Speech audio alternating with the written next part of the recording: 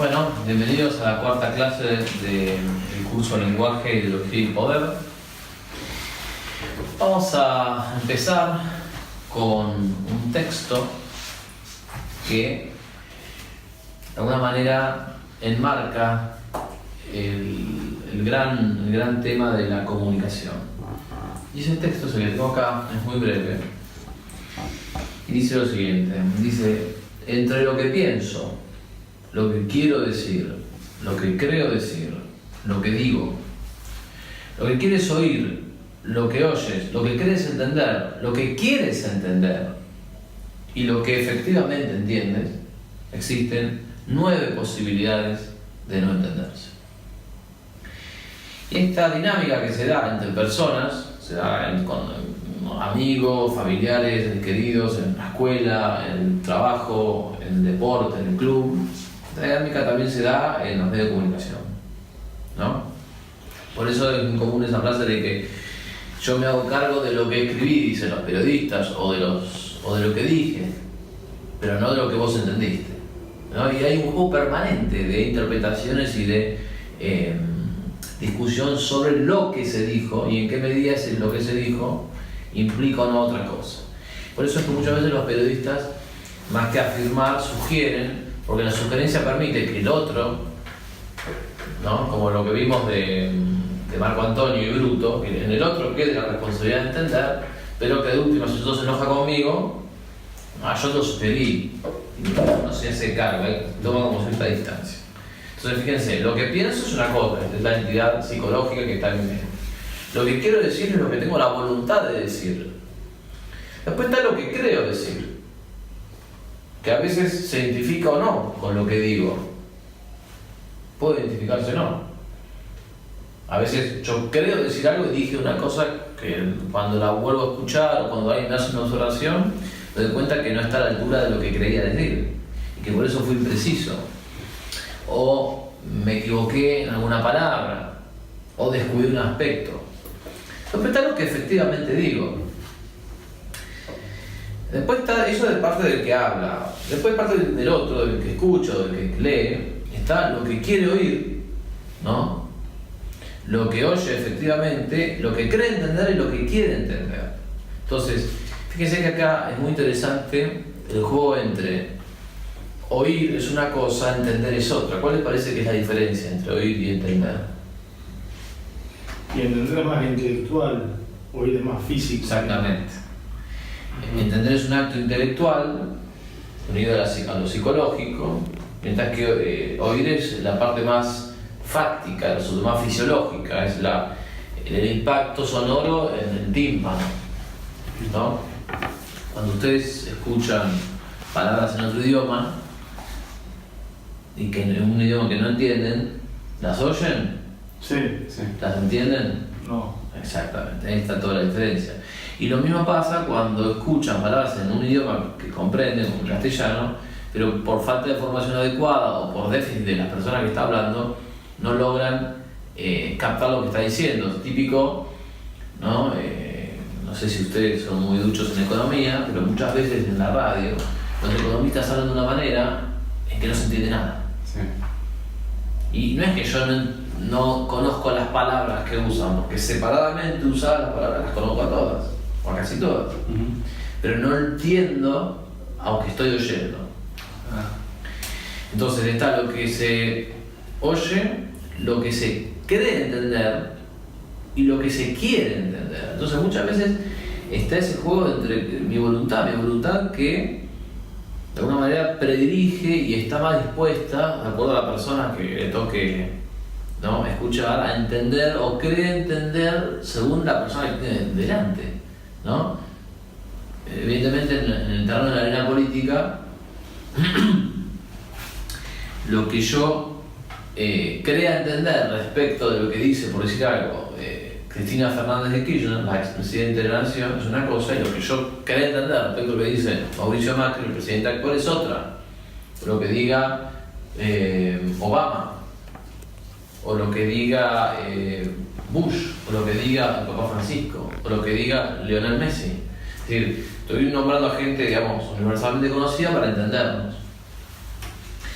Entonces, lo que creo entender, lo que quiero entender y lo que efectivamente entiendo. En ese campo hay muchas posibilidades de confundirse y justamente de no entenderse. Tengámoslo en cuenta a la hora de análisis de medios. Bien, voy a leer una parte, vamos a ir comentándolo, una parte de este artículo que se llama Las palabras en Argentina y dice así: vamos a ver qué pasa con las palabras en Argentina. Ciertas cosas que se llamaban de una manera hace tiempo, algunos han comenzado a llamarlas de otra. Desde hace tiempo, dejar en libertad a los ladrones y asesinos es considerado por ciertos abogados un acto de respeto por las garantías judiciales. La comisión de un delito con perjuicio de cientos de miles de personas, un piquete en Panamericana, por ejemplo, es designada por algunas periodistas en su noticiero como una manifestación social. En el primer caso, el delincuente termina siendo, en tanto delincuente, objeto de respeto. En el segundo caso, el delito, en tanto delito, acaba siendo considerado una manifestación.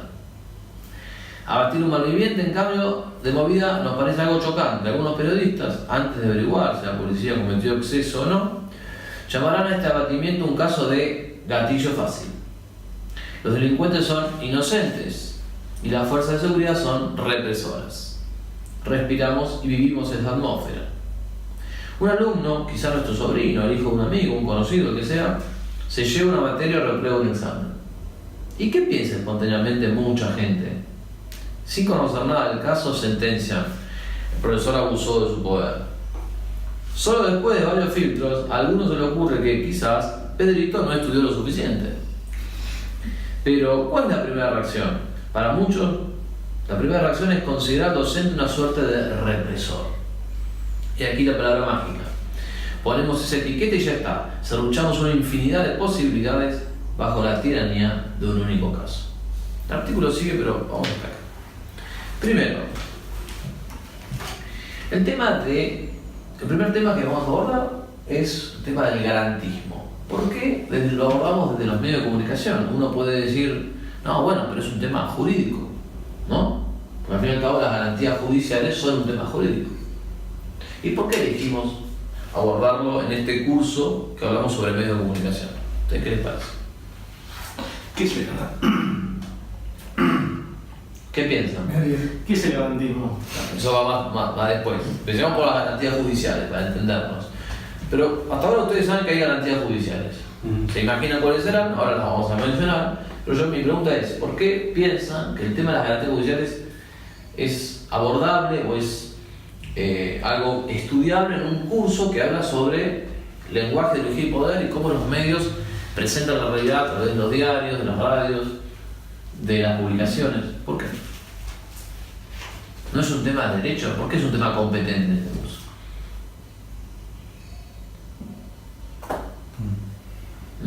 Las desveladas. Bueno, ¿por qué es un tema? Adoptan una postura determinada. ¿Por qué? En donde digamos, la crítica es constante hacia la autoridad. Bien. Y en donde en este caso el ladrón sería puesto se le da el papel de víctima de la sociedad.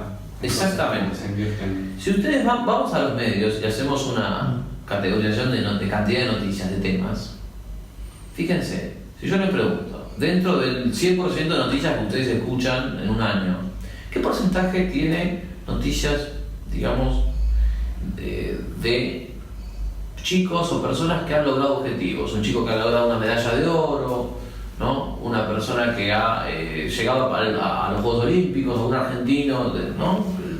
¿Qué porcentaje? Bajo. Sí. Ahora yo les pregunto, ¿cuántos casos de inseguridad escuchan a través de los medios de comunicación? Muchos. Muchísimo. Entonces, por eso es que el abordaje de la cuestión de la inseguridad, visto así como globalmente, se lleva consigo una parte importante de la temática que los medios abordan. A esto cabría una contrarréplica, que es esta, pero Juan Carlos, obviamente, porque los casos de inseguridad son constantes y numerosos, y los casos de personas argentinas que ascienden el deporte no lo son.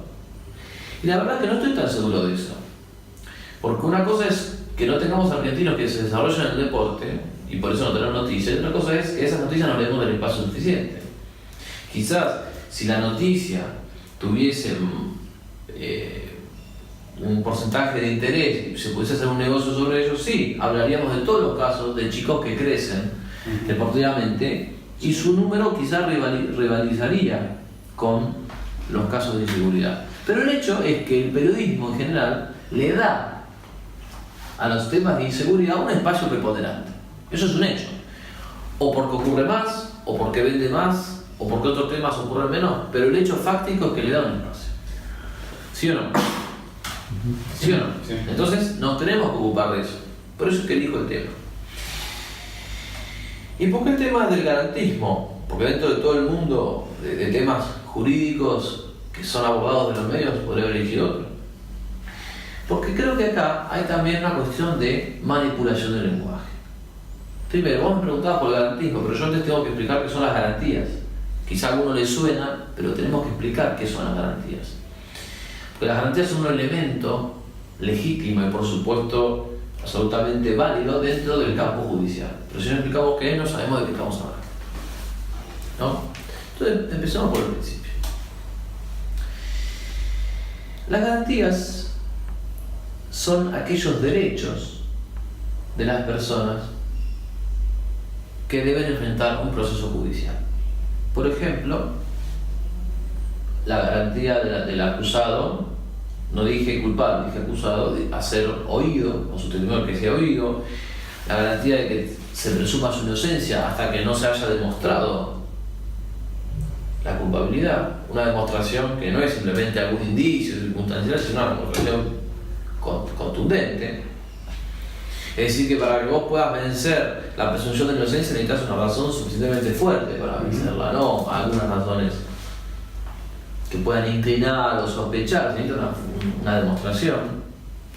La garantía de ser asistido gratuitamente por un intérprete, en el caso de que esta persona no comprenda lo que está ocurriendo. Supongamos que un acusado de un delito que es de otro país. La garantía que se le comunique previa y detalladamente la acusación. Es decir, no es que la persona puede llegar a un lugar, usted está acusado. El tipo tiene que saberlo antes. Y además detalladamente, no puede decirlo, vos robaste. No, ¿cuándo? ¿Cómo? No, robaste, así nomás. No. ¿Cuándo? ¿Cómo? ¿A quién? ¿Qué robé? Tiene que ser claro eso. Garantía, da un tiempo para defenderse.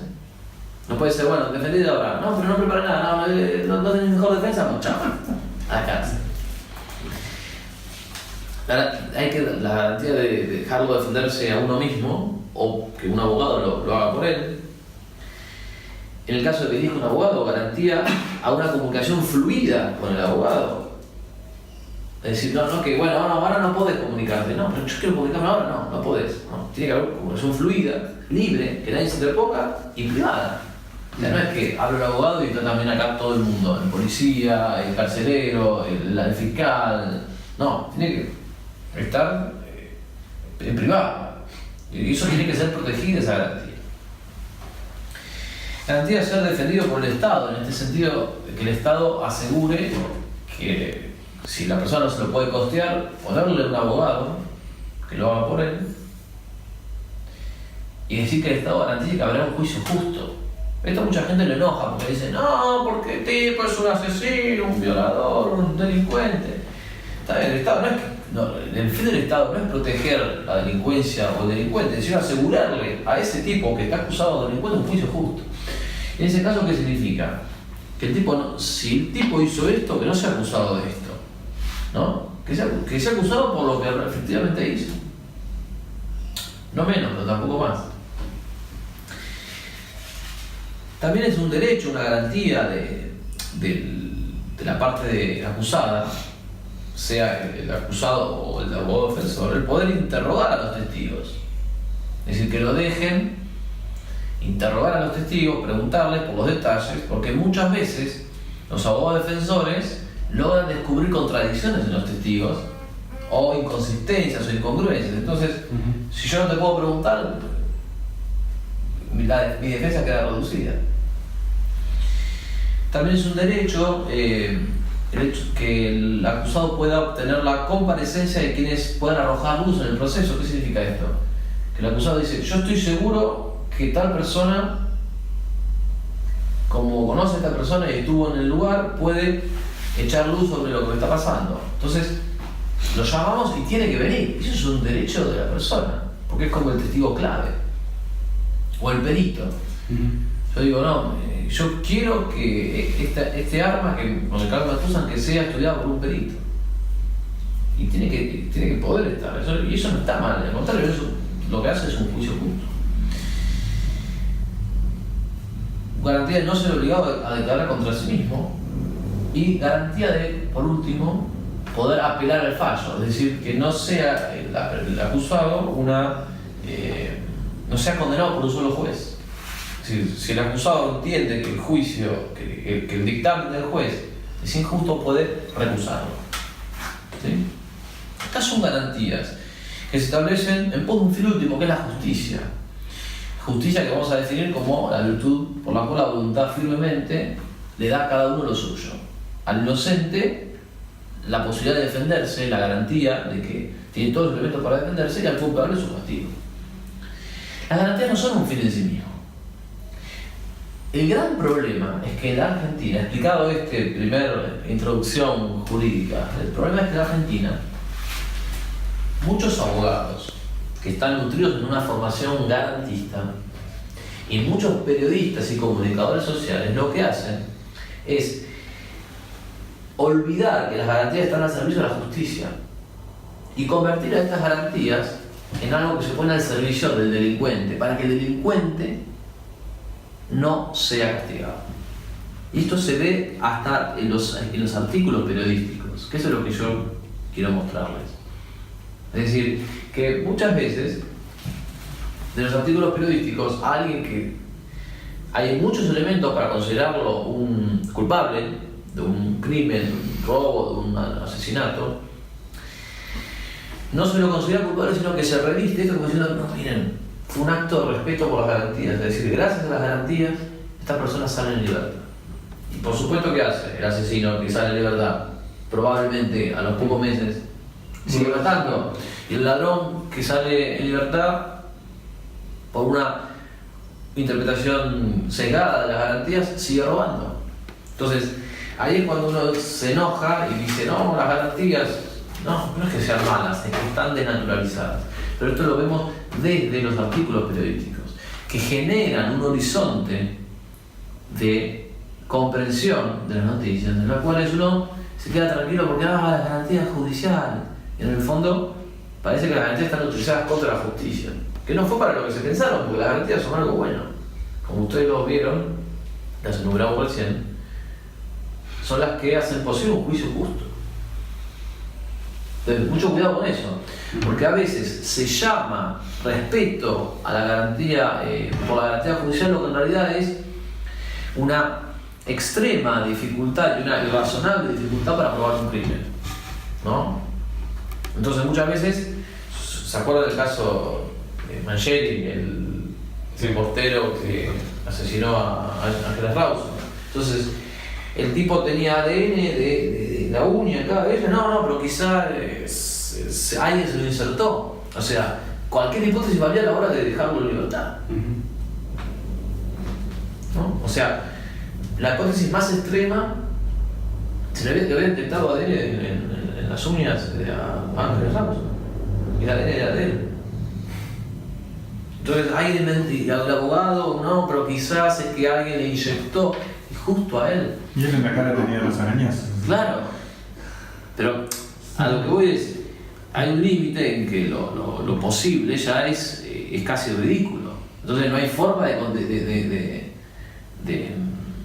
condenar a alguien. Es decir, pasamos al otro extremo. ¿Y eso a quién beneficia? A los ladrones, a los delincuentes, a los asesinos, a los que están al margen de la ley. Está también la cuestión del video. Hay gente que ahora dice, no, si yo te hago una cámara oculta, aunque vos estés cometiendo un delito, ese video no vale. ¿Pero por qué? No, bueno, porque ese video fue conseguido ilegalmente. Pero ¿cómo que no vale el video? Es el video, la que se ve la cara del tipo y se lo ve haciendo un acto criminal. Lo que pasa con los avances tecnológicos, eso se puede editar y también puede ser tergiversado. Eso es otra cosa. Si hay una sospecha, pero entonces que se junte un gremio de especialistas en informática y que determinen, porque deben saber la forma en que se puede editar eso. Imagino que sí. Sí. Pero si no, se junta, ¿no? Este video es auténtico. Pero no es otra cosa. Aparte no es el argumento de ellos, el argumento de ellos es se consiguió legalmente. Pero yo digo, bueno, castiga el que lo consiguió legalmente, pero dejen el video es la prueba, porque si no, la garantía que debería sernos para llegar a la verdad y hacer justicia, lo que hace es entorpecerlo. A eso se le llama garantismo, una mentalidad de muchos abogados que utilizan las garantías en vez de a favor de la justicia, contra la justicia. ¿Sí? Ustedes saben que este pensamiento que se llama garantismo, y hoy incluso hay un exceso, o sea, el garantismo ya hoy se ha pasado a ser abolicionismo jurídico, es un pensamiento ideológico que en Argentina se lo debemos gracias al juez Eugenio Zaffaroni, Eugenio Raúl Zaffaroni, que fue uno de los principales alfiles del gobierno kirchnerista durante varios años en la Corte Suprema de la Nación. ¿Sabían eso? Sí. Él es uno de los principales ideólogos de esta postura, que primero se llamó garantismo y hoy se conversa así, y ahora incluso ha llegado al extremo de abolicionismo. ¿Por qué abolicionismo? Porque hay que abolir las cárceles. ¿Por qué? Porque, según dice Zaffaroni, todo castigo del Estado sobre una persona es una violación de los derechos humanos. Entonces, como la cárcel es una violación de los derechos humanos, hay que abolir las cárceles. Para abolir las cárceles, y los ladrones, los asesinos, los homicidas, los violadores están absolutamente, ¿no?, como en casa. Dos comentarios. Por favor. Uno es que había escuchado por ahí que era un derivado del marxismo, del garantismo, porque el marxismo coloca al pobre como víctima explotada. Entonces el rico está como en deuda con el pobre. El pobre roba porque ha sido explotado y no tiene recursos. Entonces el rico, o nosotros, la sociedad le debe al pobre, entonces por lo tanto le estamos devolviendo parte de lo que le robamos, permitiéndole sus crímenes. Ahora, yo les pido una cosa, fíjense, nosotros, en ese planteo nosotros somos ricos. Sí, en ese somos ricos. Estamos hablando somos ricos. Sí, porque tenemos propiedad privada, básicamente. Sí, hay una relación muy fuerte con el marxismo cultural, con el marxismo a secas. Sí, hay una matriz ideológica que podemos llamar dialéctica, de oponer a un elemento contra otro. Sí. La misma dialéctica está en el feminismo, o bueno, posición varón-mujer, o en la ideología homosexualista, posición entre heterosexual y otras conductas desordenadas. Entonces, primer tema, sí, por favor, dale. Quizás la discusión sea qué va primero, los derechos o lo justo. O sea, creo que lo justo debería tener preponderancia por sobre los derechos de las personas. Que en realidad solo hay derechos sobre lo justo. Está muy bien lo que decís. Hay gente que ahora dice, no, la gente tiene derecho a cualquier cosa, pero mi derecho termina donde donde empiezan los demás. Es una apreciación bastante corta del derecho. Solo el derecho de lo justo. De lo injusto, de lo irrazonable, de lo falso, no hay derecho. El Estado tolera o puede tolerar algo injusto o falso, pero no es que hay un derecho. Pero estamos bien, digamos.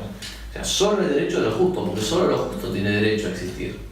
Lo que es injusto y malo en sí mismo no tiene derecho a existir. El Estado sumo lo tolera. El típico ejemplo del adulterio, ¿no? Santo Tomás se pregunta en una de sus cuestiones si el Estado debe castigar todos los pecados. Dice que no. Que hay pecado, el Estado castiga los pecados, o sea, aquellos pecados y conductas sin los cuales la sociedad no podrá vivir. Porque si todos nos matamos entre nosotros, nos robamos entre nosotros, bueno, eso ya es la ley de la selva, o sea, acá no subsiste nadie. Y entonces dice, el adulterio no, es un pecado, sí, pero esto no lo castiga. Pero al no castigar no está diciendo qué bueno el adúltero. Lo que está diciendo es, este pecado, a donde no llega la justicia humana, llegará la justicia divina. Fíjense qué sabiduría arquitectónica de Santo Tomás. Pero una cosa es la tolerancia de un mal, otra cosa es el derecho. Por eso es lo que decías vos, solo el derecho de lo justo. Y por supuesto, hoy también podemos agregar al planteo que parece que lo utilizaste, Primero los deberes y luego los derechos. Entonces, el primer caso que vimos es el tema de garantías judiciales. Pero después vimos que también, esto lo podemos relacionar con todo el tema de los gendarmes y Maldonado, que está muy en boga en estos momentos. Todos habrán escuchado, periodismo, habrán leído noticieros, publicaciones. La comisión de un delito, un piquete en Panamericana, decíamos, es una manifestación social, una protesta social. Mientras que si vienen los gendarmes, si viene el ejército, si viene la policía y los reprime a los tipos que están bloqueando la Panamericana, un acto represivo. Acá, justamente, lo que estamos, y esto ustedes lo han visto, lo han escuchado en todos los diarios. ¿Por qué se categoriza a los policías de una manera negativa por el hecho de poner orden? Si el orden es lo mejor que las cosas tienen. ¿Por qué piensan eso? Y porque se ataca el orden. Se ataca el orden. Pero de alguna manera, cuando los periodistas dicen, no, la policía reprimió, qué barbaridad, a los manifestantes, ¿de qué lado están los periodistas? O sea, ¿para quién están escribiendo? ¿Para quién están trabajando? ¿Para quién? ¿Para manifestantes? Para los manifestantes, es evidente. Pero ahora, incluso la palabra manifestante también está envenenada. ¿Por qué? ¿Por qué? Por manifestar de otra forma. Porque puede manifestar de otra forma. Porque en realidad, manifestante es una palabra que les queda, una palabra suave, es un eufemismo. Si yo me pongo a gritar en la calle, ¿estoy manifestando algo, sí o no? Sí. Sí, soy un manifestante. Sin embargo, gritar en la calle no es un delito y cortar una ruta, sí. Entonces, la palabra manifestante, evidentemente, es capciosa. Hay un juego ahí, hay algo ahí. ¿Y por qué creen que utilizan la palabra manifestante y no otras? Para suavizar lo que hacen. Para suavizarlo, exactamente. Bueno, pero lo mismo creo que pasa con la palabra inseguridad. A ver. Inseguridad creo que sería llamarlo como crimen, simplemente, o delito, o algo más fuerte, ¿no? Inseguridad, ¿inseguridad qué? Seguridad incluye todo, o sea, robo y asesinato, que son cosas muy distintas, ninguna de las dos es deseable ni es recomendable, pero son distintas. Pero me parece que inseguridad es el estado o la situación como resultado de esas acciones. Sí. ¿No? Pero lo que quiero que vean es que acá hay lo que se llama un apriorismo. Vamos a definir esta palabra. ¿Qué es un a priori? Un a priori, en una palabra, es un prejuicio que las personas tienen, y como su nombre indica, es antes del hecho. Es decir, a priori decimos que toda represión es mala. Y a priori decimos que toda manifestación social es buena. Ahora, si toda manifestación social es buena, estamos justificando de antemano la comisión de delitos, la comisión de actos injustos, de desórdenes en la calle. No, pero es una manifestación social. Bueno, pero hay formas y formas de manifestarse. Algo que pienso, en el caso de manifestación de ese tipo, piensan en el manifestante, pero no están pensando en toda la gente que es mucho más, que está quedando trabada en la calle, esté en automóvil, esté como esté, ¿no? Es lo mismo que pasa en las huelgas, exactamente. Yo entiendo que una huelga, ante situaciones objetivas de injusticia, que tienen que ser objetivas, que tienen que ser duraderas, que tienen que ser graves, y que tienen que haberse agotado todos los medios, entiendo la huelga como un último recurso. Pero una cosa es la huelga como último recurso, otra cosa es como primer recurso, y otra cosa es como único recurso. Y después también está el tema de que la huelga tiene que ser dirigido, como toda resistencia, ante quien verdaderamente te está causando un daño. Porque en el caso de las rutas, fíjense, ¿no? Viene tal manifestante y se queja contra la empresa tal. Bien, ok. Vos tenés un problema con el empresario de la empresa esa. ¿Y yo qué tengo que ver que ando ahí con el auto? En el fondo no se trata de una protesta contra él, se trata de que te están tomando de rehén a vos, te ponen en el medio, te secuestran a vos. Un secuestro entre comillas, pero te impiden pasar. Y con eso chantajean al empresario y al Estado. Fíjense cómo se está construyendo esto. Y lo peor es que esto se construyó en los últimos 10, 15, 20 años, una atmósfera en la cual hoy los que quieren generar y generan de hecho delitos tienen una legitimidad mediática, no real, pero mediática, para hacerlo. Mira que lo que queremos que haya orden, somos los que tenemos que estar explicando por qué, cómo, explicando lo obvio. Y por eso quiero marcarles esto, se ha llegado a un grado de polemización de lo obvio. O sea, damos por supuesto que toda represión es mala, aunque el tipo esté cometiendo un delito. Damos por supuesto que toda manifestación o protesta social es buena, aunque estén cometiendo ellos un montón de actos indignos que además afectan a la gente que, como decimos, no tiene nada que ver.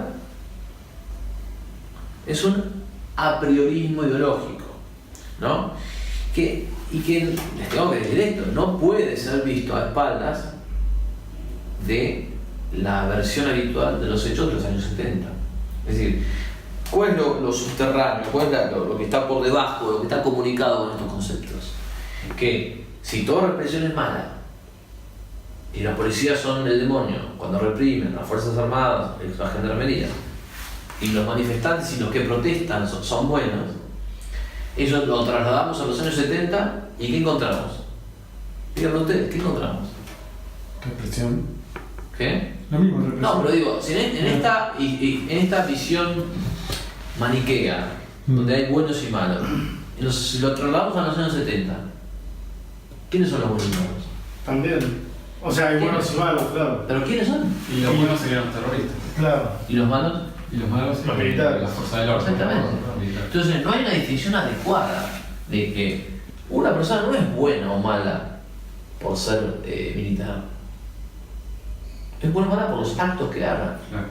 En cambio, si una persona genera actos de terrorismo, no me importa de dónde venga, si es militar, si es kiosquero, si es de la marina, si es docente, si es intelectual, si es obrero, no importa, si genera actos de terrorismo, es un terrorista.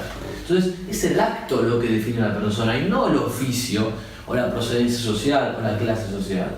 Y acá todo eso está confundido. Entonces vivimos, y de los medios nos hacen vivir, un clima donde estas frases, estos sofismas están pero a nivel subterráneo, porque nadie lo dice. Esto quiero, chicos, ser muy concreto, nadie les va a decir esto con esta contundencia, pero es lo que está subimplicado, está deslizado. Ayer leía en Clarín tiene en la segunda página como un semáforo, ¿no? En rojo, amarillo y verde. En rojo es donde le pega. El tipo dice una tontería, le pega. En verde el tipo cuenta al tipo que la cosa le va bien, no sé, supongo que Messi metió 3 goles. Hizo un hat-trick. Bueno, viste, Messi metió 3 goles, vamos Messi. Y en amarillo alguien que está un poco ahí. Y ayer lo vi, fue muy interesante. Estaba leyendo Clarín y veo en amarillo estaba Nicolás Repetto.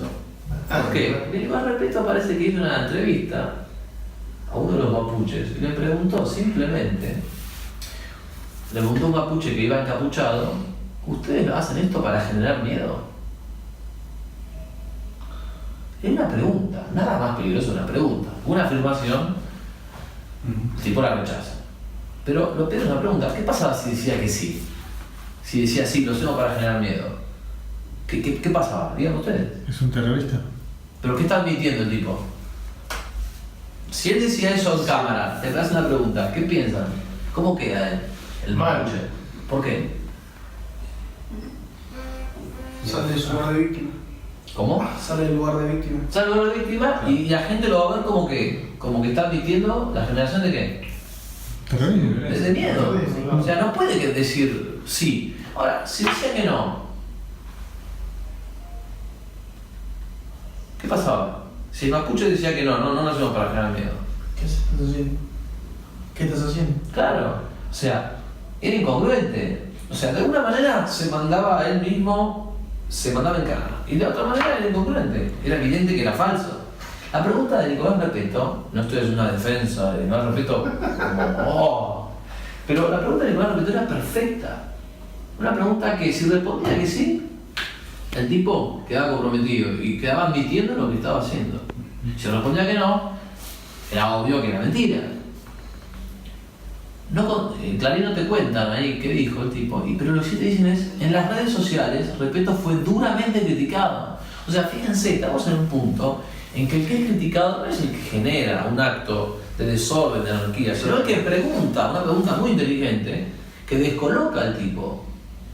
O sea, fíjense, hay un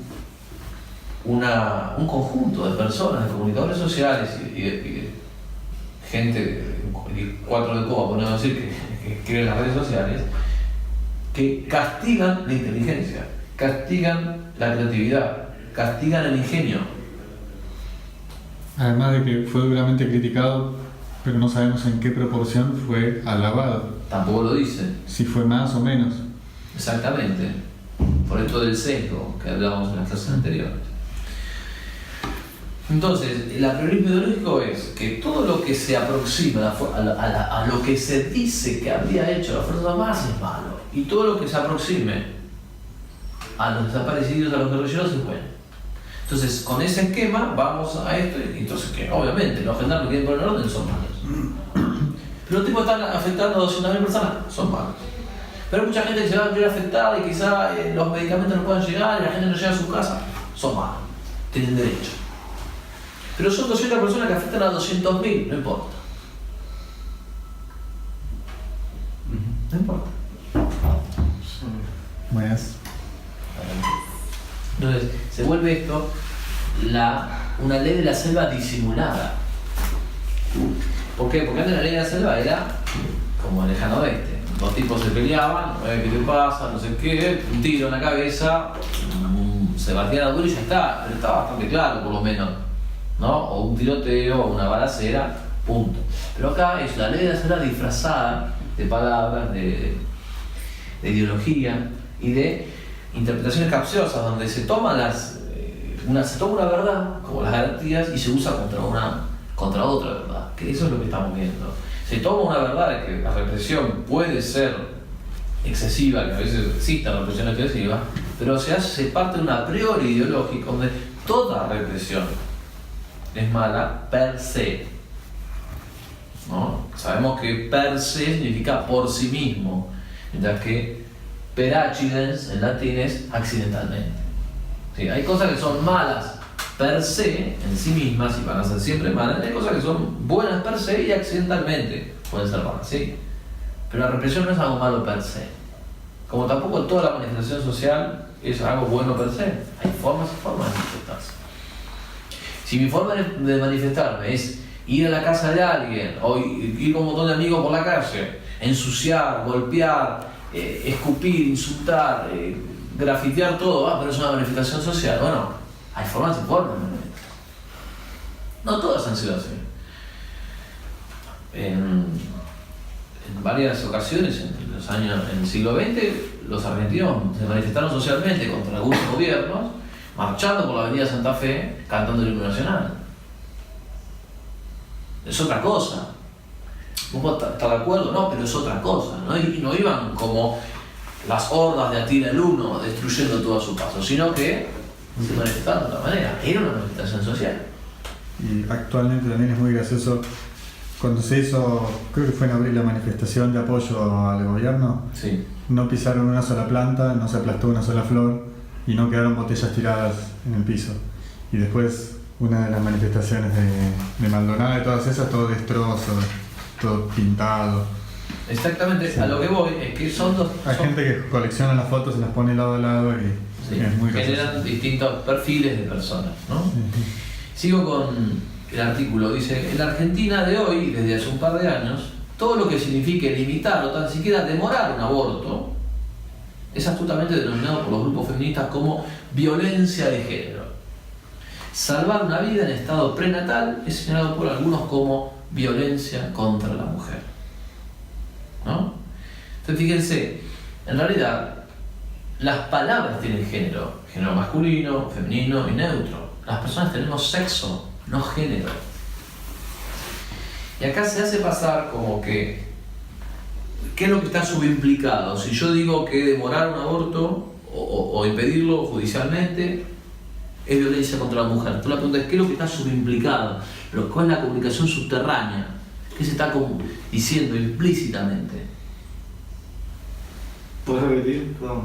Claro, si yo digo que demorar o impedir un aborto es violencia contra la mujer, ¿qué es lo que estoy implícitamente, por debajo de la mesa, lo que estoy diciendo? Aprobando el aborto. No solo eso. La mujer es dueña de su cuerpo. La mujer es dueña de su cuerpo y tiene derecho. Y que si yo impido un aborto, esto es, salvo la vida de un inocente, estoy contra la mujer, estoy contra los derechos de la mujer. Pero fíjense, no hace falta que lo diga, pero es lo que se desliza implícitamente, que es mucho más peligroso que decirlo, porque decirlo implica ya que te pones a discutir, que te pones la camiseta de eso. Pero esto se puede, de hecho se dice y se sugiere desde un título. Lo vimos en las clases anteriores. Si yo pongo el título y digo un caso de violencia de género, ya está, el título pues eso. Pongo, el juez en Salta demoró la aplicación del aborto, ya está. Ya le puse un título que le da un marco, un horizonte de interpretación a eso. Y mucha gente no tiene el criterio para darse cuenta. La cosa sigue. Si yo amo a mis hijos y por eso los corrijo cuando se equivocan, soy autoritario. Otra palabra clave, anótensela. Si admito el consumo de marihuana y por supuesto todas sus consecuencias sobre la conducta, soy abierto. ¿No? Esos padres que aceptan que sus hijos, no, bueno, fue marihuana ahí en el quincho, y la gente dice, qué tipo copado el papá de Juancito. Porque es abierto, deja que todos estén así en su casa. Padre progresista. Si acepto que drogarse es un derecho, soy un tipo de mente amplia. Otro elogio, ¿qué tipo amplio? No, porque él tiene criterios amplios. Si no quiero que se promocione la homosexualidad a mis hijos, soy intolerante. O sea, no tolero algo, y eso es imperdonable. Te puedo perdonar todo. Eso, intolerante que sos. Y si creo íntimamente que la sexualidad no es una construcción social, soy, atenti la palabra, homofóbico. Otra palabra clave que tenemos que analizar. ¿Qué es una fobia? Una fobia, según el diccionario, es un trastorno de salud de las emociones de las personas. La emoción o la psicología de las personas. Que se manifiesta por un miedo intenso y desproporcionado hacia cosas reales. Por ejemplo, aracnofobia, ¿qué será? Las arañas. ¿No? Entomofobia, ¿qué será? A los insectos. Entomología. ¿No? Claustrofobia, ¿qué es? Al estar encerrado. La persona manifiesta en esos casos un miedo muy intenso, pero ante situaciones que no lo justifican objetivamente, porque la araña no te va a hacer nada. ¿Y qué es nomofobia? Homofobia. Nomofobia. A la ley. No. Nomos. Es una nueva. Nomofobia es miedo a salir sin el celular. Ah, mira. Es la nueva. Sí, no conocía con ese nombre, pero nomos, como decías vos, viene de norma o ley. Sí. Bueno, me parece terrible que cita eso. No se lo deseo a nadie. No se lo decía a nadie. Yo tendría miedo no de salir Tienen sin todos, celular. en alguna medida lo tienen, se vuelven locos. Si Mi miedo es sin salir celular. con celular. Entonces fíjense, la cuestión es que en sí mismo, que tiene miedo a una araña, no le va a hacer nada a la araña. Lo sabemos. Lo mismo los insectos, ¿no? No hablo simplemente de que es desagradable, entra un moscardón y bueno, ¿sabes qué? Desagradable, no me encanta que entre un moscardón. Pero hablo de un miedo intenso y desproporcionado. Lo mismo en los lugares cerrados. Hay gente que realmente se exaspera por estas cosas y se pone muy mal. Entonces, ¿cuál es la idea? O sea, estas son las fobias clasificadas clínicamente, que sabemos que son absolutamente al margen de cualquier cuestión ideológica. Pero, ¿qué creen ustedes que se intenta sugerir o deslizar con la palabra homofobia? ¿Qué creen ustedes? Que está enfermo el que no admite Claro. la Primero. enfermedad como sano. Muy bien. Primero, que aquellos que reprueban las conductas homosexuales están enfermos. Primera cosa que se dice. Y en segundo lugar, ¿Qué es lo normal y qué es lo normal? que lo Porque la normal, normal, tal cual, que la normal es el que está bien, es una consecuencia de lo que decías vos. Y en tercer lugar, que ellos tienen un miedo intenso y desproporcionado. Es decir, que en el fondo, el que condena una conducta homosexual y dice no, es un desorden, tiene un miedo intenso y desproporcionado. Es decir, en el fondo, seríamos como que nosotros tendríamos miedo a esto. Y algo que no está justificado ante la realidad. Es decir, fíjense, pero todo eso se dice con una palabra. Acá lo interesante es ver cómo el uso del lenguaje activa un dominó, una catarata de ideas, un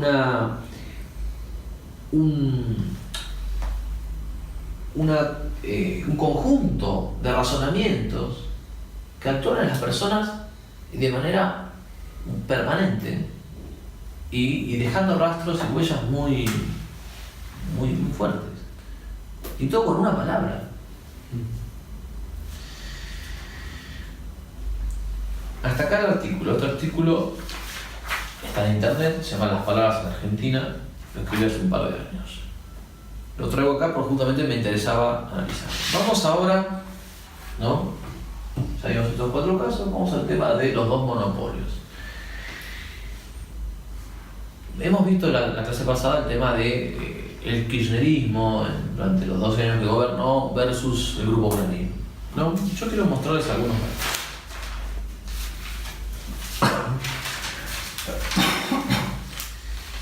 Desde las páginas de Clarín se habló con toda claridad del mapa de medios K, es decir, de cómo el gobierno financió una red enorme de prensa favorable, ¿sí? Acá tienen una parte, están viendo. Acá La Nación denuncia que el gobierno gastó 7.000 millones de pesos para sostener sus posiciones políticas. Y que incluso llegó no solamente a invertir dinero y mucho en los medios, sino a usar la pauta oficial para disciplinar los medios. Es decir, aquellos medios que tenían periodistas dentro que estaban a favor del gobierno recibían más dinero. Y aquellos medios que tenían críticos recibían menos. Ahora, uno de los criterios para la forma en que el gobierno, según se discute hoy actualmente, ¿no? Uno de los criterios, no es el único, es que el gobierno debería subsidiar, o mejor dicho, debería invertir en aquellos medios que tienen más éxito. ¿Por qué? Porque supuestamente el gobierno comunica actos de gobierno. Entonces, si 200.000 personas leen La Nación todos los días y 1,5 millones consultan por internet, se supone que es lógico que el gobierno invierta en La Nación porque sabe que sus actos de gobierno van a ser comunicados ahí. Eso en principio es lógico, ¿no? Lo que no sería lógico es que si hay una radio que tiene una cantidad de oyentes enorme, pero que no es que es crítica del gobierno, reciba mucho menos esa radio que los otros. Esto fue lo que pasó. Radio Mitre recibió, estas son noticias del año 2012, diciembre, recibió 640.000 pesos de ese momento. Radio Mitre, como todos saben, es la radio de mayor audiencia en Argentina, ¿sí o no? Sí. Bien. Radio América recibió 5.300.000 pesos. Radio del Plata, 5.500.000 pesos.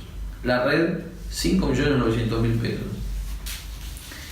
La Radio Libertad de Raúl Moneta, 2.400.000 pesos. FM Aspen, 3.400.000 pesos. Al año. Claro. Todas son radios que miden mucho menos que Mitre. Mitre recibió 640.000. Sí, porque es Grupo Clarín. Exactamente.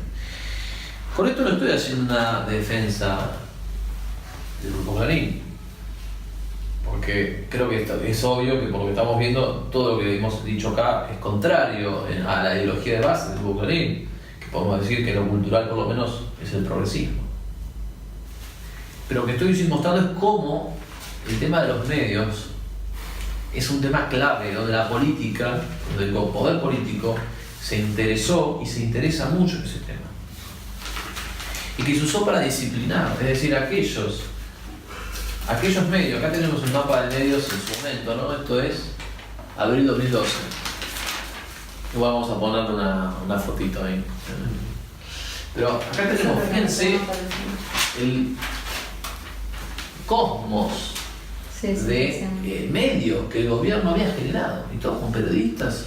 O sea, son voces hablando todo el día, todos los días, bajando una línea de interpretación de la realidad favorable al gobierno. Por supuesto que con esto no les quiero decir que en otro lado Clarín no tenía nada. Clarín sí tenía una más poderosa incluso la del gobierno. Muy poderosa. Grupo Indalo, bueno, que es parte justo. Tremendo. Pero lo que voy es esto es, ¿qué pasa ahora? No quiero entrar ahora en la discusión Clarín del oficialismo kirchnerista, ¿no? El ex oficialismo, pero sí quiero ver que vean esto. Están los dos gigantes. En Argentina hemos tenido dos gigantes, el multimedio Clarín y el multimedio kirchnerista. Ahora, ¿ustedes creen que las personas particulares, cómo se sitúan ante esos gigantes? ¿En qué situación? ¿De debilidad o de fortaleza? De debilidad para mí. Estamos absolutamente protegidos. Por eso cuando cualquiera de esos multimedios cae sobre una persona, ocurre algo que ya no tiene nombre y que vamos a ver en algunos casos. Por ejemplo, el 30 de marzo del año 2005, la señora Cecilia Pando de Mercado publicó, se le publicó a ella una carta de lectores en La Nación. Como consecuencia de eso, su esposo fue sancionado por el ejército. No hay antecedentes de un caso en que un oficial sea sancionado por las opiniones sobre política del esposo. No hay ningún antecedente. El mayor Mercado fue relevado de su puesto en Corrientes por una carta de lectores escrita por su mujer. ¿Alguno sabía esto? No. Bueno, fue un caso muy resonante, ¿no? Esto fue en marzo de 2005. La carta de lectores la tienen ahí, en las actividades que te lo traje. Se llama Amigos del Presidente, después la vamos a ver acá. Pero con esto les quiero mostrar cómo nuestros actos tienen consecuencias. Y lo que se dice en los medios puede llegar muy lejos. En ese momento el presidente de la Nación era Néstor Carlos Kirchner. Fue sancionado por la opinión de su mujer. Vamos con otro caso. ¿Pero quién fue sancionado? El oficial del Mercado. O sea, Por una opinión de la mujer. por lo que escribió, lo que firmó la mujer en una carta de lectores. Ah, sí, fue Ahí te reconocido. acordás. Oficial Mercado, pero es de, Claro. Sí. de allá. De Corrientes. Ahora viven en Buenos Aires. Ah. Bien, vamos a otros casos en los que el poder el poder mediático se mete con una persona particular. ¿Se acuerdan del caso de Ricardo Darín? Fue hace poco. Fue, ya les digo, 2013, en enero. Darín había dicho en una entrevista que quería saber, que alguien me explique cómo había crecido el patrimonio económico de los políticos y de Cristina Fernández de Kirchner. Ah. Los medios de comunicación tomaron lo que dijo Darín y dijeron, quiero que alguien me explique cómo creció el patrimonio, el crecimiento patrimonial de los Kirchner. O sea, ¿qué hicieron los medios de comunicación sobre lo que dijo Darín? Lo recortaron. Claro. Lo recortaron y pusieron énfasis en qué? Cristina. En Cristina. De nuevo. Y salió a responderle Cristina Fernández de Kirchner. Ahora, yo quiero que ustedes mensuren qué pasaría si cualquiera de ustedes dice algo en una entrevista y al otro día, a los 2 días, a los 3 días, el presidente de la nación sale a responderte. Ah, es que ser Darín igual, ¿no? Hay una cuestión. Tampoco, o sea, Hay que tiene ser- que ver quién sos. ¿Quién es? Y acá hay toda una justificación interesante. Por supuesto que los kirchneristas salieron a atacarlo a Darín, incluso empezaron a jugar con el tema de Clarín-Darín, ¿no? Como que Clarín trabajaba para Darín. Ahora, él en una par de entrevistas que en ese momento Darín siempre estuvo en boca de todos por sus producciones artísticas y ahora estaba más en boca de todos. Y él mismo decía, me siento tironeado. Por un lado me pegan los kirchneristas y por otro lado siento que la gente que tiene un problema personal con el gobierno me está utilizando a mí como el abanderado. Claro, el abanderado y te empujo para que ataques al gobierno. ¿Por qué? Porque se había puesto foco en lo que él estaba diciendo sobre Cristina cuando él lo dijo de todos. ¿Lo ubican a Eliseo Subiela? No. Director de cine. Exactamente. Eliseo Subiela tuvo la mala idea de decir que ya les digo, ¿no? Que no podía comprar dólares para ir a un festival de cine. A los pocos días le cayó la FIP. No, pero eso siempre fue el mecanismo de los Kirchner de persecución constante, y eso pasó en mi provincia con gente desde, no sé, de funcionarios, médicos, profesionales con poder. Estabas en una lista, sabían exactamente lo que pensabas, siempre, y por eso ellos, y de hecho, bueno, yo trabajé en el Estado y desde que están ellos pusieron televisiones en todos lados por la obsesión que tienen con los medios, y todo el tiempo estando atentos a los medios y qué dicen, y quién dice y qué, y con nombre y apellido. Por eso el Coto, yo te conozco, o sea, eso es muy representativo, pero es con nombre y apellido. No era Coto, es el nombre y apellido. Y Néstor siempre tuvo esa maniobra. Bueno, de hecho también ellos son los que sacan, esto lo dijimos un par de clases pasadas, que sacan a la luz el nombre de Héctor Mañeto, como él. Bueno, pero eso es muy de Kirchner. Que antes no estaba. Muy de. Antes estaba Clarín. Ese es un método de miedo que siempre. Al particularizarlo le ponen cara. Y lo que hacen es lo que le decía el otro día de despersonalizar los medios, no los medios, no. Hay un tipo detrás de un medio. Entonces fíjense, lo que digo es, una persona hace un comentario en un medio periodístico, una parte artística que ha sido reproducido, y el otro día viene la FIP y empieza a investigar. Lo mismo pasó con Jorge Toselli. Jorge Toselli es un empresario del campo del negocio inmobiliario y es dueño de la empresa JT Inmobiliaria, que obviamente lleva sus iniciales, Jorge Toselli. Y también Toselli, que dijo, se quejó del efecto negativo del cepo al dólar en la actividad inmobiliaria. Como réplica de eso, la AFIP difundió públicamente que no había presentado la declaración de impuestos de su empresa desde hace 3 años. Un dato que es privado. Si fíjense cómo lo que las personas dicen en el campo público luego tiene repercusión, y que los medios, hay mucha gente, como decías vos, está mirando lo que estás diciendo. ¿Quién lo dice? ¿Qué dice?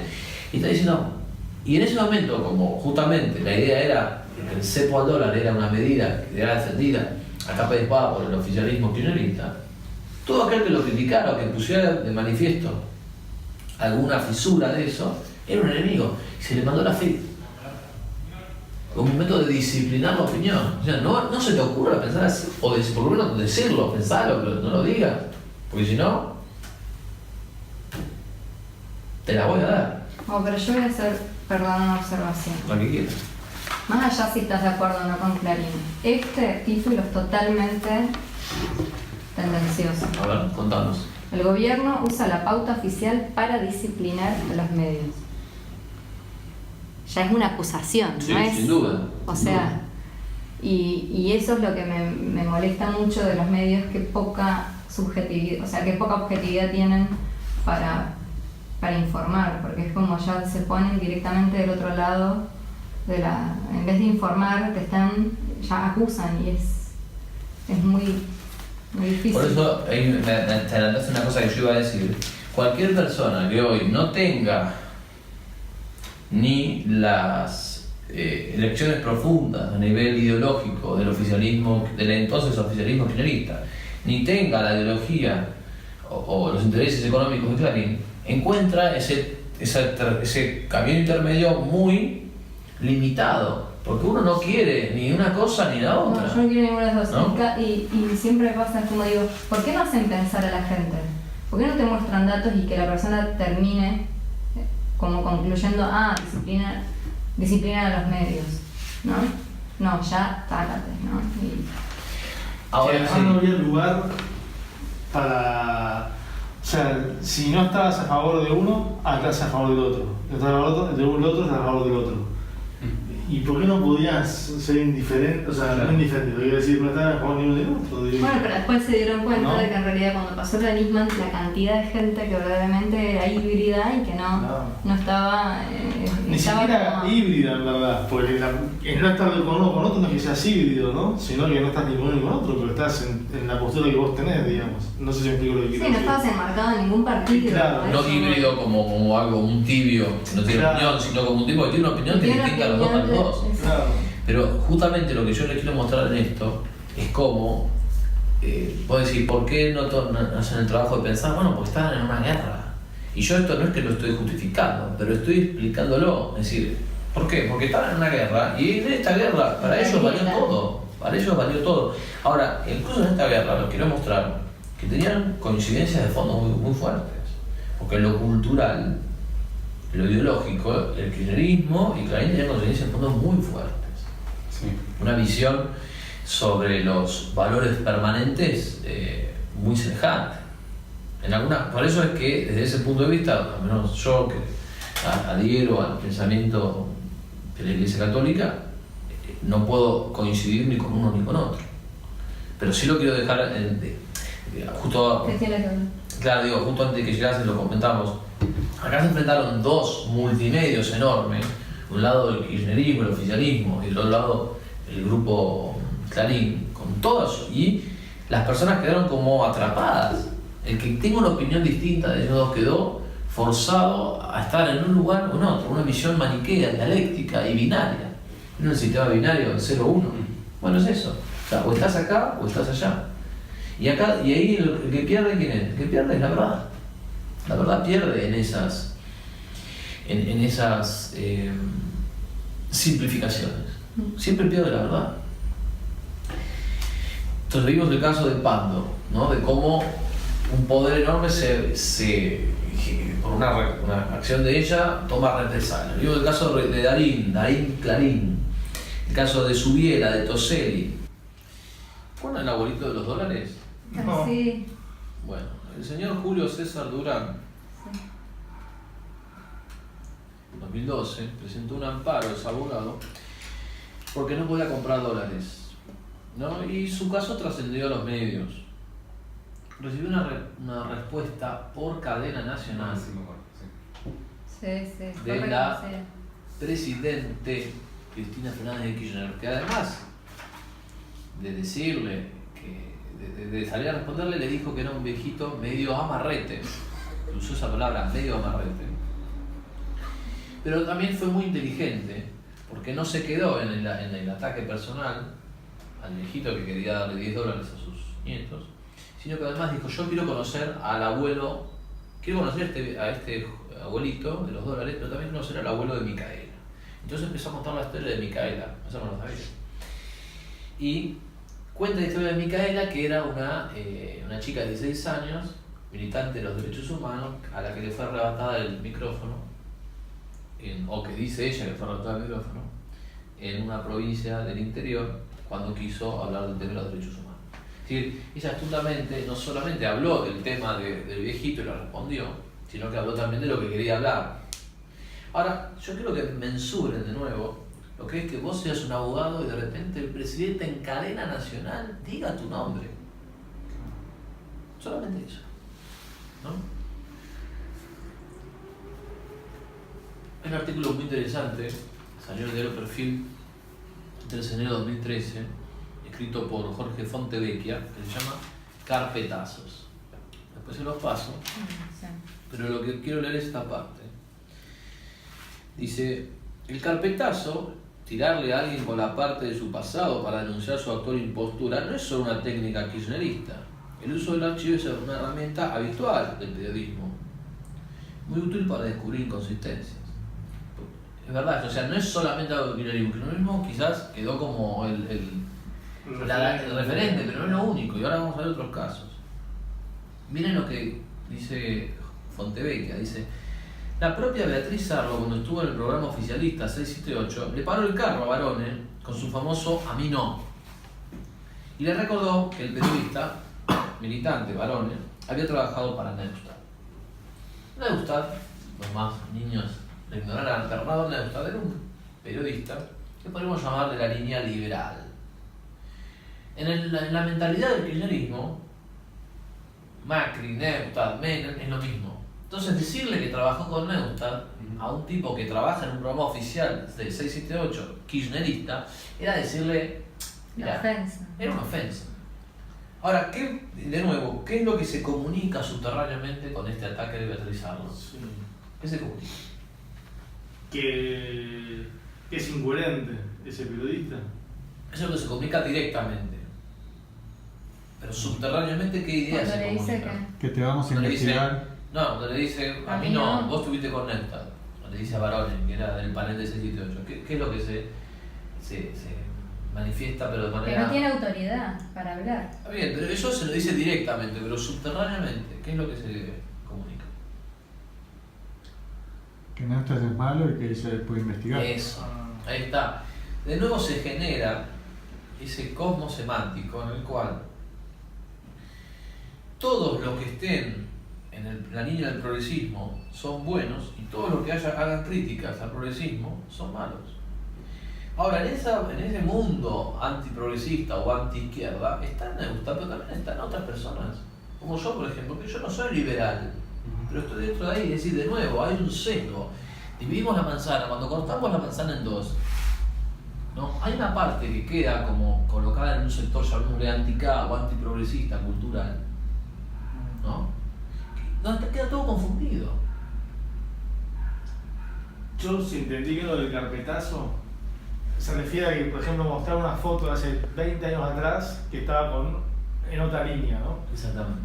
Yo lo que pienso de eso a veces, muchas veces puede ser cierto, decir, antes es un panqueque porque estaba en tal lado, tal otro. Sí, también se dice. Pero hay posibilidades de que también puede pasar que no ocurrir. ¿Cuántas veces uno cambia de parecer, de pensar, de opinión en Está muy 20 bien. años, ¿no? Está muy bien lo que decís. Bueno, esas son como lo vimos en el bloque anterior. Ese tipo de consideraciones, de matices, son eliminados del periodismo en una mayor cantidad de casos. ¿Por qué? Porque esos matices implican un discernimiento un poquito más fino. Pero en la guerra cultural y mediática que ellos estaban librando, esos matices eran sin importancia. Por eso es lo que decíamos antes. La verdad es la primera que pierde en esta guerra mediática. Es decir, que además hay cosas y cosas, diría otro. Una cosa es corregir alguna apreciación menor. No, yo a los 20 años pensaba esto y ahora corrijo. Y otra cosa es cuando corrigí una apreciación de fondo. Una elección como visionario. Sin embargo, igual también sería posible. De hecho, nosotros pensamos que los conversos, ¿no? Un ateo que se hace católico, una persona que sería evangélico, te digo Jehová y pasa la fe, son auténticos. No nos andamos acusando ahí, antes eras esto, no. Estás con nosotros, mejor. Pero lo que quiero mostrarles es que no pierdan de vista el hilo conductor, es decir, son poderes mediáticos que salieron a las personas, donde la capacidad de respuesta y la desproporción de los casos es tremenda. Ahora, ya les mostré un poquito lo que hizo el Multimedios K con algunas personas, pero todavía quiero mostrarles ahora el Multimedios Clarín. Porque hubo manipulación en el sector anti-K, un sector amplio, que está lejos de un bloque homogéneo, ¿no? Y que puede pasar desde un tipo como Lanata hasta un tipo como Feynman, que son tipos muy distintos, sin embargo los dos eran antikirchneristas. Por ejemplo, ¿no? Un invitado en un programa de Lanata tiene un programa llamado ahora PPT, pero antes el programa de Lanata, de mucha menos difusión, era DDT. En el programa de DDT, un invitado de Lanata dijo que 678 cobraba del Estado 1.300.000 pesos por cada programa los domingos. Y el mismo Lanata tuvo que salir a desmentirlo al otro día, a los pocos días, dijo no, en realidad eran 50.000. Ahora yo les pido que hagan la 50.000 cuenta. pesos. Claro. Digamos, una cosa es equivocarse, ¿no? Si eran 50.000 y yo dije 55.000, bueno. Pero ahora, miren la magnitud del error acá. ¿Cuántas veces entra 50.000 en 1.200.000? A la cuenta, y se dan cuenta de la magnitud del error. Y eso, la Nata lo dijo y la Nata mismo lo rectificó. Otro caso fue que de los panelistas del 678, que ninguno de ellos tengo ninguna predilección, los considero santos de devoción y discutiría muchísimas cosas, me parece que ustedes lo saben, pero que se dijo que Sandra Russo cobraba 60.000 pesos, Barone cobraba 40.000 y otros decían 90.000. Ahora nunca se mostró un contrato de esto. Y además las cifras redondas son poco creíbles. Vieron que en general los sueldos son cifras que no son redondas. Es decir, que había una inconsistencia también en la acusación. Y el caso de Miriam Quiroga, ¿recuerdan Miriam Quiroga? ¿Te acordás? Miriam Quiroga, la que había sido la secretaria, la que dice que había sido secretaria de Néstor y que la que ella dice que fue la amante. Sí, es verdad eso. Bueno, pero En Santa fíjense, Cruz se sabe. Miriam Quiroga fue entrevistada por la Nata, por Mirta Legrand, por Alfredo Leuco y por Mariela Fabiani. Y en TV hizo una denuncia de los bolsos, de que había corrupción y todo. Ahora, en sede judicial no confirmó nada de lo que había dicho en TV. ¿Y por qué no tenía pruebas? Pero la cuestión es que no lo confirmó. Y en un momento la Nata dice que ella ratificó su denuncia, y en realidad no la ratificó. Y Chiche Heublum, que también es un anti-K, sin embargo, Chiche Heublum hay un programa donde él muestra, dice, tiene el expediente ahí y lo estás viendo. El expediente dice, ella no lo recuerda, que no puede dar precisiones, que no sabe, que ignora el destino de esas cosas. O sea, te vas dando cuenta de que una cosa fue lo que ella dijo, otra cosa es lo que ella puede probar. Entonces la cuestión es, si Miriam Quiroga no podía probarlo, ¿para qué lo dijo? O podés pensar que estaba mintiendo, o podés pensar lo que quieras, pero lo que voy es que también del lado antica hubo grandes incongruencias y que no todo lo que se dijo contra el gobierno kirchnerista era verdadero.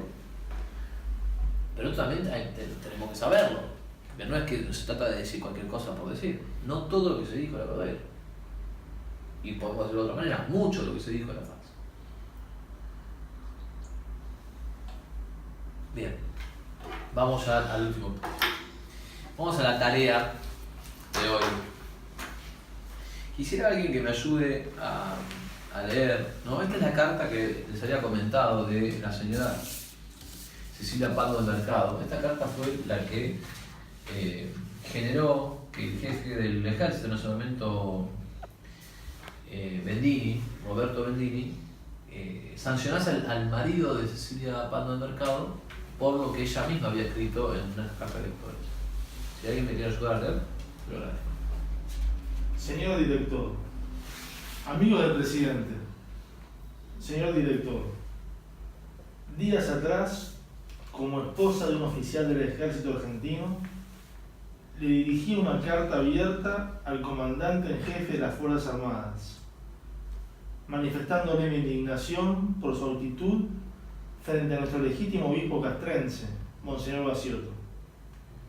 El impresionante apoyo recibido me ha movido a dejar por escrito el pensamiento de muchos de los que vamos a expresar nuestro voto en las próximas elecciones de octubre. Hasta ahí. ¿Se acuerdan que el caso Baciotto también lo vimos hace un par de clases, ¿no? El obispo que había citado una frase evangélica y había dicho que aquellos que escandalizaren a los niños merecerían ser arrojados al mar, citando una frase de Jesucristo, y se le aplicaba en este caso a entonces ministro de Salud, Ginés González García, que promovía la educación sexual, la anticoncepción y el aborto. ¿Se acuerdan de ese conflicto que lo hemos visto? Bueno, de ahí viene. Sí. Para aquellos que todavía confundidos por su retórica racional no terminan de conocer el verdadero rostro de nuestro presidente, los invito a reflexionar sobre un viejo y conocido refrán de nuestra cultura popular. Dime con quién andas y te diré quién eres. porque conociendo a los amigos del señor Kirchner, podremos vislumbrar a quién elegimos los argentinos como presidente de la República. Y sabremos también por qué no podemos volver a equivocarnos. Está ahí, ahora sigo yo. Una de sus mejores amigas, considerada personalmente su madre espiritual, es la señora Eve de Bonafini, quien de la mano del gobierno, y nunca desmentida por sus voceros, invitaba a su santidad, el Papa Juan Pablo II, a pudrirse en el infierno. Otros de sus amigos nunca censurados, cuando terminaba el acto del 24 de marzo, se dedicaron a la tan artística labor de pintar la catedral de todos los argentinos, con frases tales como "Iglesia basura, vos sos la dictadura", condenándonos abiertamente a todos los que militamos bajo la bandera de nuestra Santa Madre, la Iglesia Católica, Apostólica y Romana. Señor Presidente, si estos no son sus compañeros de ruta, dígalo abiertamente y condene con claridad lo que debe ser condenado por violentar la conciencia del pueblo argentino. En temas tan importantes, permanecer en silencio es sinónimo de complicidad. Durísimo. ¿No? Bien. Y acá tenemos una parte de la ejercitación que yo les había dicho. Como ustedes saben, esto es un curso que también tenía una idea de taller. Aquellos que quieran hacer estas preguntas, ¿no? Son 14 preguntas sobre este artículo. La semana que viene yo se las lo pueden traer y yo se los corrijo. Les hago la devolución. Pero acá tenemos algunas preguntas orientadoras que nos invitan a dónde poner el énfasis en este análisis, ¿no? Por ejemplo, la pregunta 1. Antes de esta carta de electores, ¿qué otra carta escribió la señora del Pardo? ¿A quién le fue dirigida y con ocasión de qué? Díganme ustedes. Jefe de las Fuerzas Armadas. Bien. ¿Sobre qué tema? ¿Lo dice ahí? ¿Ese? Por la negociación. Claro, exactamente. Hay un hecho que mueve a la señora Pardo a volver a escribir. ¿Cuál es? Ella dice que hay que no. Que fue el apoyo que recibió. ¿no? Exactamente. 3. En vista a qué acontecimiento político escribe. Ella dice. A las elecciones de octubre. Bien. 4. La señora del Pando le atribuye al discurso del entonces presidente Néstor Carlos Kirchner una cualidad. ¿Cuál es? Retórica. Exactamente, dice su retórica nacional. O sea, lo que está diciendo es, tiene una retórica nacional. Y en el fondo, ¿qué está deslizando en esto? ¿Cuál es el efecto que la mencionada cualidad tendría en los argentinos? No conocer su verdad rostro. Exacto, pero hay una palabra que utiliza ella. ¿Cuál es la palabra que dice? Confundidos. Confundidos. Es decir, el efecto de la retórica nacional de Néstor Kirchner sería confundir a la gente. Ese es el resultado. Y que cuando está diciendo retórica nacional, ¿qué está queriendo decir? Está diciendo algo que no cree. Exactamente, dice, esto es retórica, esto es algo como literatura, que impresiona mucho, fuegos artificiales, pero que en el fondo él no es. Es que está dando un discurso nacional patriótico cuando... Pero no lo es. Exactamente. Por eso dice, ojo con la retórica de este hombre. ¿Qué insinúa la señora del Pando respecto del entonces presidente? ¿Qué es lo que insinúa? Si él es, no sabe que tiene una retórica, pero es pura retórica, ¿qué es lo que está insinuando?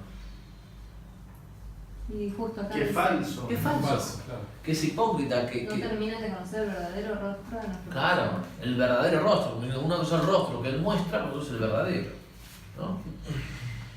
Bien, ¿cuál es el lema que se utiliza como núcleo de su argumentación? El que dice dime con quién andas. Bien, perfecto. ¿Qué expresión o atributo se desprende de la carta en cuanto a lo que Néstor Kirchner habría manifestado públicamente sobre Bonafini? Madre espiritual. Exactamente. Él dijo, mi madre espiritual es Bonafini. ¿En qué contexto Bonafini sostuvo tales expresiones sobre el Papa Juan Pablo II? ¿Alguien lo recuerda? No lo dice la carta, pero quizá alguien lo pueda recordar. No sé. El Papa estaba a punto de morir. Ah, El Papa se estaba muriendo, ¿se acuerdan? Juan Pablo II Bueno, pasó una agonía de varios meses, las noticias circulaban, iban y venían, hasta el momento, bueno, pasó a otra vida. Y surgió el Papa Benedicto. Pero en esos meses, una noticia internacional era la salud del Papa. Para todos, católico, no católico, porque el Papa es una figura internacional. Y en ese contexto, Bonafini dice que el Papa se pudra en el infierno. Por eso, digamos, destaco el contexto, porque estaba a punto de morir. Bonafini adhiere al pensamiento marxista, para el que no existe una vida más allá de la muerte. ¿Ustedes pueden relacionar esto con la frase de ella? Contradictorio. ¿Por Claro. qué? Y porque o sea, ¿a qué infierno va a ir si no cree en el infierno? Exacto. Fíjense que acá es como que el odio de esta mujer le gana a la ideología. Ah. ¿Por qué la señora de Pando hacia el final de la carta escribe las palabras nunca desmentidas y nunca censurados? ¿Qué se desprende de estas constataciones? Se adhiere.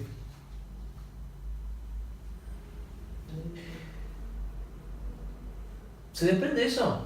Me pregunto No, ustedes. para. ¿Cómo? Muy aguda esta Pando, ¿eh? ¿Dónde dice eso? Pará. Claro, fíjate que hacia el final de la carta ella dice que ni lo que dijo Bonafini, ni lo que hicieron los tipos del 24 de marzo contra la catedral Sí.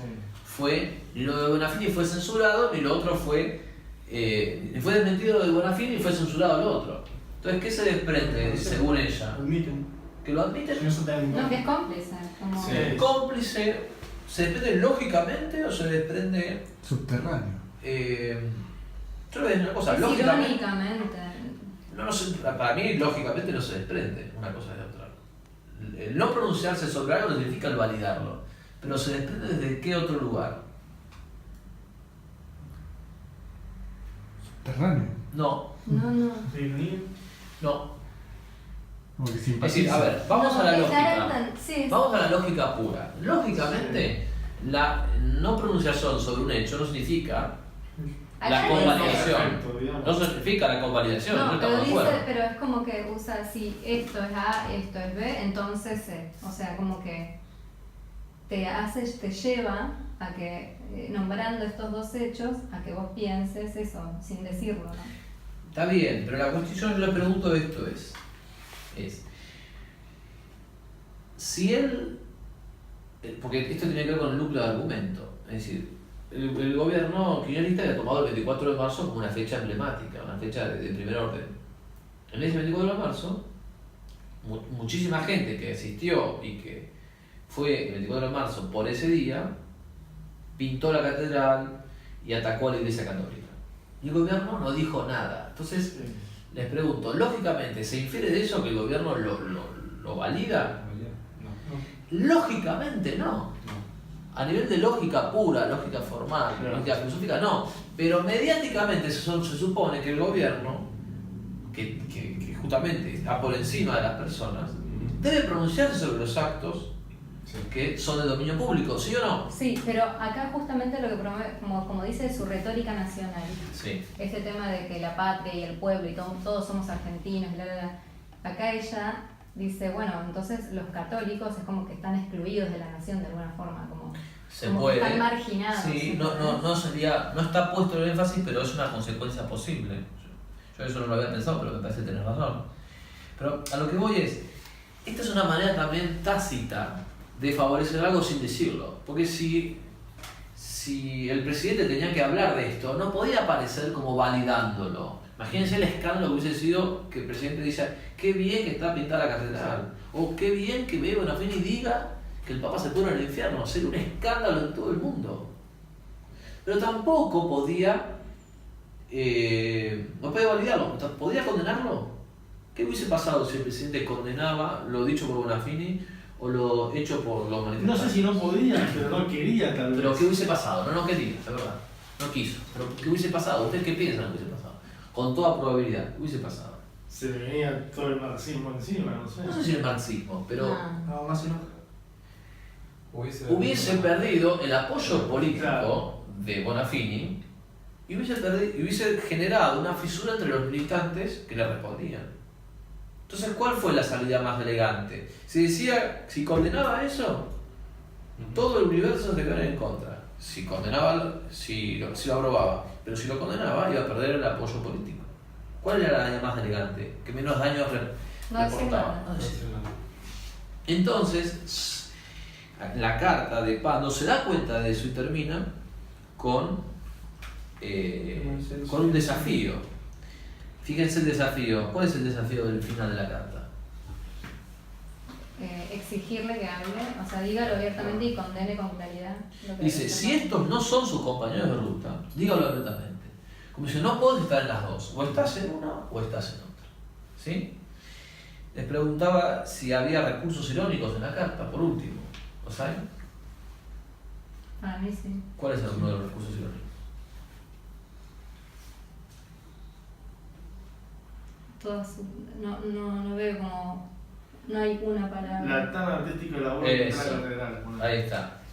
Donde dice que pintar la catedral fue una labor artística. Con todos de sus evidentemente, amigos pero nunca ni- censurados, como también. Exactamente. Son como donde ella de alguna manera se anima. Picantes, sí. Claro, es filosa en eso. Con esto no quiero hacer un apoyo a toda la trayectoria, a todas las declaraciones de María Cecilia Pando. Hay declaraciones con las que yo no estoy de acuerdo y hay compañías políticas de ella con las que yo no estoy de acuerdo. Pero yo estoy ahora analizando lingüísticamente la carta y vemos estas consideraciones. Ustedes en la página 2, que la pueden llevar a su casa, tienen otro artículo firmado por Luis Novarecio de febrero de este año, se llama Estimados Scouts, no saben lo que hacen. Y a diferencia del otro, este tiene varios puntos más. Fíjense la otra página, la última, son 32 consideraciones, es más largo, lo vamos a analizar ahora, no hay tiempo. Pero se los dejo como tarea, que ellos quieran, pueden leerlo, analizarlo. En todo caso me lo traen en la clase que viene y como parte de este taller, yo lo corrijo y les hago la devolución. Bueno, por ahora nada más y nos vemos en el próximo encuentro. Muchas gracias a todos. Muy bien.